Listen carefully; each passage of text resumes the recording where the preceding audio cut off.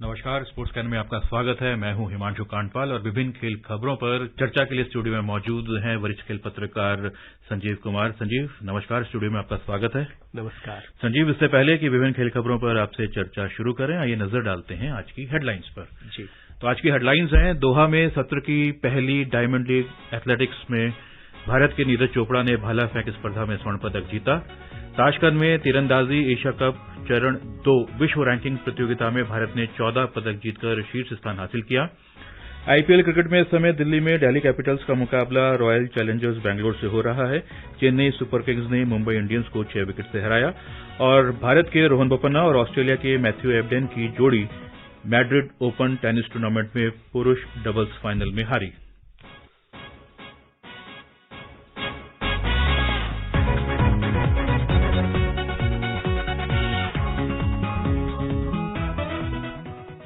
और अब खबरें विस्तार से। सबसे पहले बात करेंगे हम डायमंड लीग की। दोहा में सत्र की पहली डायमंड लीग एथलेटिक्स प्रतियोगिता में भारत के नीरज चोपड़ा ने भाला फेंक स्पर्धा में स्वर्ण पदक जीता। उन्होंने 88.67 मीटर की दूरी तक भाला फेंक कर पहला स्थान हासिल किया। ये उनके करियर का चौथा सर्वश्रेष्ठ प्रदर्शन है। इस जीत के साथ नीरज ने विश्व रैंकिंग में शीर्ष स्थान हासिल कर लिया है।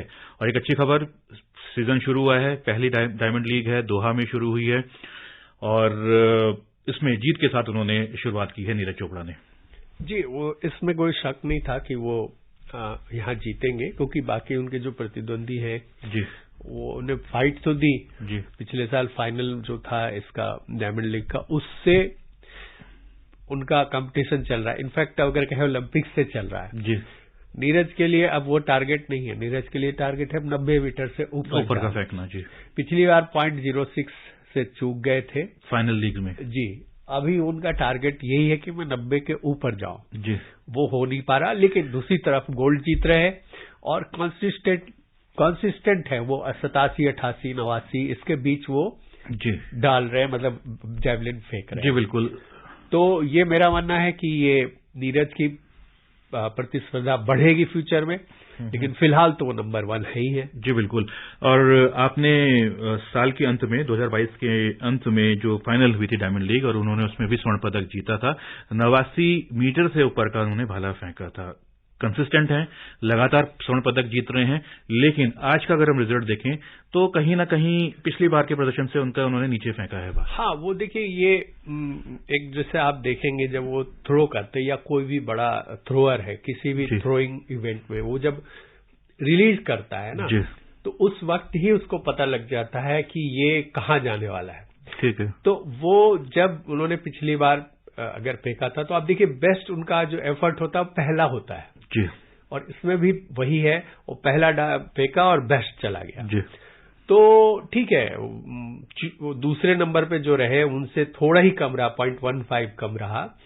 तो वो कंपटीशन तो है, उनको मिल रहा है, बट वो खुद भी सोच रहे होंगे कि अब आगे अगर और प्रतियोगिता बढ़ेगी, प्रतिस्पर्धा बढ़ेगी, तो किसी भी हाल में हमें 90 के ऊपर जाना है। अब उनका भी लक्ष्य यही है कि 90 के ऊपर जाना है, गोल्ड तो वो जीत ही रहे। और शायद कारण इस बार जो उन्होंने 88.67 मीटर फेंका है, इसका एक कारण ये भी था कि जो फील्ड ट्रैक था वहां पे वो थोड़ा गीला था और उसका भी एक शायद उनका असर उनकी थ्रो पे पड़ा होगा। हालांकि इन परिस्थितियों में भी वो प्रैक्टिस करते हैं कि अगर रेन हो जाए, थोड़ा स्लिपरी हो जाए, तो मैं किस तरह से उसके लिए वो जब प्रैक्टिस करते हैं। और मुझे लग रहा है कि जो ये पहला ही चरण था दोहा जो है जी, आगे इस साल और भी 13 चरण होंगे और उसमें हमको लगता है सब में शायद हिस्सा लेना ले, पिक एंड चूज भी होगा जी। अब उनका टारगेट यही होगा कि गोल्ड तो जीतना ही है जी, बट 90 पार करना है। और इसके पहले इस लीग में जाने से पहले भी उन्होंने यही कहा था मीडिया से बातचीत में कि मेरा टारगेट 90 ही है और आज न कल हो ही जाएगा। जी बिल्कुल। और चेक गणराज्य के याकूब बेडलिच ने 88.63 मीटर की दूरी तक भाला फेंककर रजत पदक जीता है। मात्र 4 सेंटीमीटर पीछे रहे हैं याकूब। और याकूब ने 2020 में टोक्यो ओलंपिक्स में भी नीरज चोपड़ा के पीछे रहकर दूसरा स्थान हासिल किया था। स्पर्धा का कांस्य पदक ग्रेनाडा के एंडरसन पीटर्स ने जीता। विश्व चैंपियन है एंडरसन, उन्होंने 85.88 मीटर की दूरी तक भाला फेंका।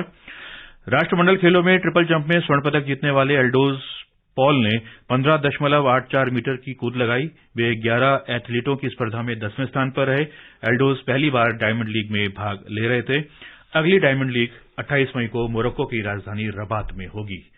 डायमंड लीग के बारे में संक्षेप में आपके माध्यम से अपने श्रोताओं को जानकारी देना चाहिए। देखिए, ये बाकी जो प्रतियोगिताएं होती है ना जी, उसमें क्या है कि जैसे एथलेटिक्स का कोई इवेंट वर्ल्ड चैंपियनशिप हुई जी, उसमें सारे इवेंट्स के लोग मतलब देशों के लोग आते हैं, इवेंट अलग अलग आते हैं। इसमें जो टॉप रैंक के हिसाब से लिमिटेड 6-8 एंट्रीज होती हैं और उनके भी सीधा फाइनल होता है। उसमें पहला चरण दूसरा चरण नहीं होता है और एक दिन का ही होता है, एक दिन में सारे रिजल्ट आ जाते हैं। जी बिल्कुल। तो ये एक फर्क है और इसमें जो प्राइज मनी है वो बहुत हैवी है। डायमंड लीग नामी है और उनको गोल्ड मिलता है और बहुत सारे अवार्ड्स है, जो कि ये इसमें मेडल ही नहीं मिलता है बल्कि आपको एनरिच होने का मौका मिलता है।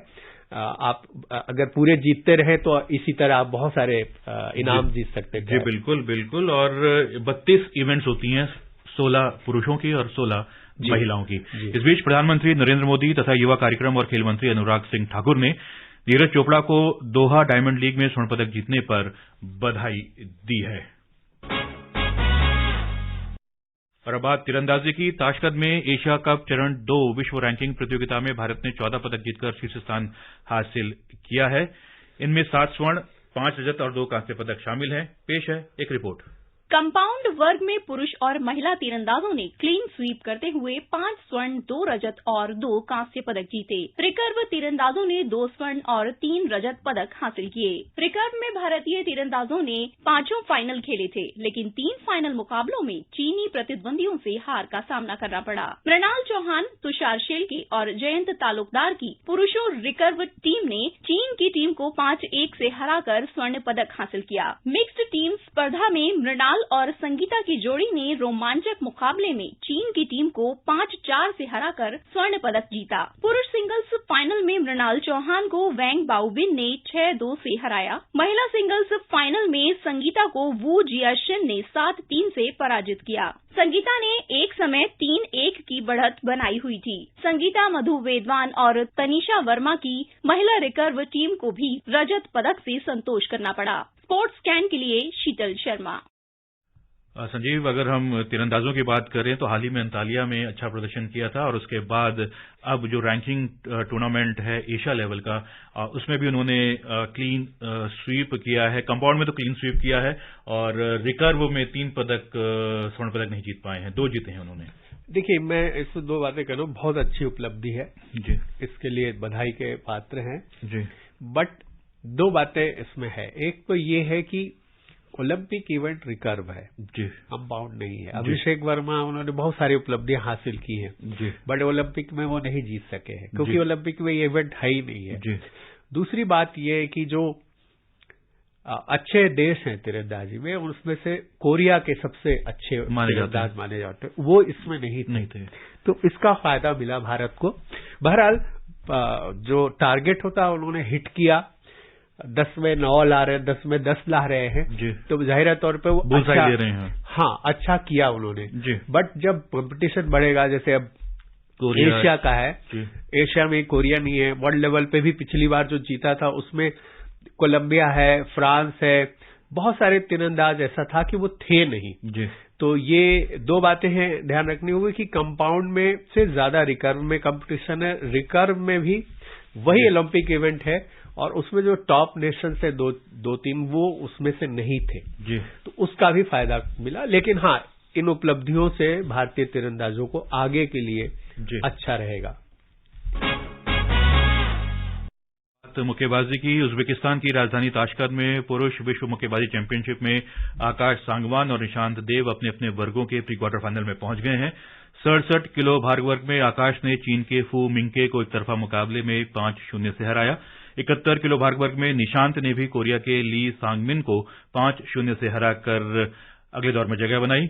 प्री क्वार्टर फाइनल में आकाश का सामना कजाकिस्तान के दुलत बेकोबाव से होगा, जबकि निशांत के सामने फिलिस्तीन के फोकाहा निडाल की चुनौती रहेगी।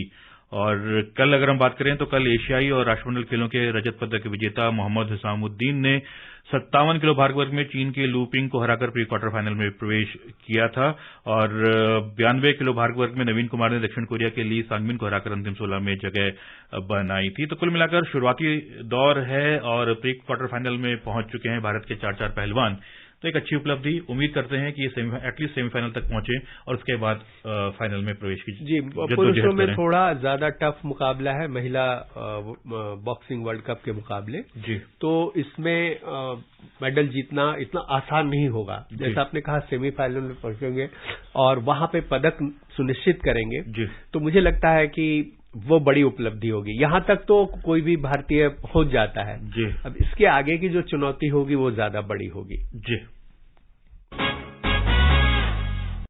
बात आईपीएल की। आईपीएल क्रिकेट में इस समय दिल्ली में दिल्ली कैपिटल्स का मुकाबला रॉयल चैलेंजर्स बैंगलोर से हो रहा है।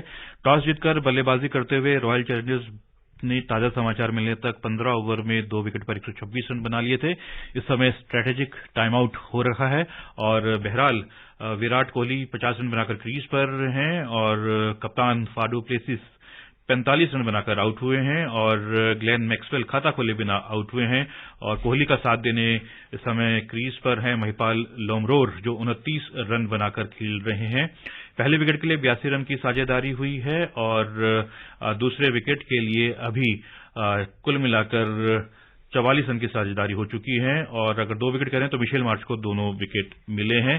5 ओवर शेष हैं, 126 रन अभी तक वो बना चुके हैं बोर्ड पर और उम्मीद है कि एक अच्छा चुनौतीपूर्ण स्कोर खड़ा कर सकते हैं। हाँ, इसमें सबसे अहम देखिए कि विराट कोहली और फाफ डु प्लेसिस की जो शुरुआत हो रही है वो बहुत अच्छी रह रही है जी। और कंसिस्टेंट है ये जोड़ी और इस मैच में ही इस पारी के दौरान विराट कोहली ने 7000 अपने रन पूरे किए इस फॉर्मेट में और वो सबसे तेज जो मैं एक रिकॉर्ड देख रहा था तो उसको 7000 run in Indian Premier League जी। उन्होंने 7000 तक पहुंचने के लिए सबसे कम बॉल गेंद करने में सामना किया। फर्स्ट बल्कि पहले हुए हैं जी। उन्होंने ये पहला है जो और दूसरा 5 हाफ सेंचुरी उनकी हो चुकी है जी।